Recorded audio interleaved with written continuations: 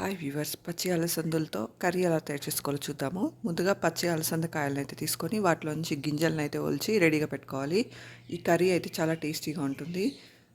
ఈ కాయలు అయితే ఇలా పొడవుగా ఉంటాయన్నమాట. అందులో నుంచి గింజలు తీసుకొని ఇలా రెడీగా పెట్టుకోవాలి. ఆ తర్వాత ఈ గింజలను అయితే కడిగేసి కుక్కర్లోకి తీసుకోవాలి. ఆ తర్వాత తగినంత కారాన్ని, ధనియాల పొడిని, ఉప్పుని, పసుపుని వేసుకొని తగినంత నీళ్లు పోసుకొని కుక్కర్ మూత పెట్టి 3 విజిల్ అయితే ఉడికించుకోవాలి. కర్రీని మినపకారాలతో ట్రై చేయండి. పెనం పెట్టి పెనం వేడయ్యాక అందులోకి కొంచెం ఆయిల్ వేసి, ఆయిల్ వేడయ్యాక అందులోకి కొంచెం వడియాన్ని వేసి, వడియం వేగాక అందులోకి మనం కట్ చేసి పెట్టుకున్న ఉల్లిపాయ ముక్కలను వేసి బాగా ఫ్రై చేసుకోవాలి.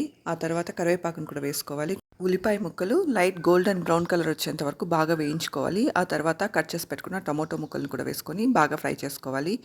ఆ తర్వాత ఆల్రెడీ మనం కుక్కర్లో ఉడికించి పెట్టుకున్న గింజల్ని నీళ్ళతో పాటు ఇందులోకి వేసేయాలన్నమాట. ఆల్రెడీ మనం కారం, ఉప్పు, ధనియాల పొడి, పసుపు అన్నీ వేసేసాము. సో ఇందులోకైతే టమాటో ముక్కలు బాగా మగ్గాక మనం ఆల్రెడీ ఉడికించి పెట్టుకున్న కుక్కర్లో ఉన్న గింజల్ని నీళ్ళతో పాటు వేసేస్తున్నాము. ఇప్పుడైతే టమాటో ముక్కలు కూడా బాగా మగ్గిపోయాయి. మనం ఉడికించుకున్న గింజల్ని నీళ్ళతో పాటు ఇందులోకి వేసేసి బాగా మిక్స్ చేసేసుకోవాలి. ఆ తర్వాత కొద్దిగా చింతపండును కూడా కొంచెం తీసుకొని నానపెట్టుకోవాలి. కొంచెం వేస్తే సరిపోతుంది అనమాట. చింతపండు గుజ్జును కూడా ఇందులోకి వేసేసి మిక్స్ చేసేసామంటే healthy and tasty curry ready అయిపోతుంది అనమాట. ఇప్పుడైతే మనం కుక్కర్లో ఉడికించుకున్న గింజల్ని నీళ్ళతో పాటు వేసేస్తున్నాము.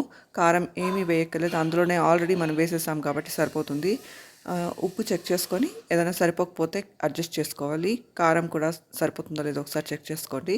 ఆ తర్వాత మనం కొద్దిగా చింతపండును అయితే నానపెట్టుకొని మరీ ఎక్కువ వేయాల్సిన అవసరం లేదు. కొంచెం చింతపండు అయితే సరిపోతుంది అనమాట. ఎక్కువ చింతపండు వేసారంటే మరీ పుల్లగా అయిపోతుంది.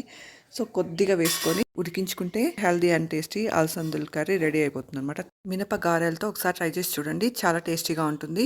ఇంకా ఈ అలసందల కర్రీలో ప్రోటీన్ ఉంటుంది, ఫైబర్ ఉంటుంది, విటమిన్స్, మినరల్స్ అధికంగా ఉంటాయి. ఇందులో పొటాషియం, ఐరన్ కూడా అధికంగా ఉంటాయి. ఇందులో ఉన్న ఫైబర్ ఇంకా పొటాషియం బ్యాడ్ ఎల్డిఎల్ కొలెస్ట్రాల్ని తగ్గించి గుండె ఆరోగ్యంగా ఉండేలాగా చూస్తుందన్నమాట. గుండె ఆరోగ్యానికి కూడా చాలా మంచిది. వెయిట్ లాస్ కూడా హెల్ప్ అవుతుంది. Thank you for watching my video.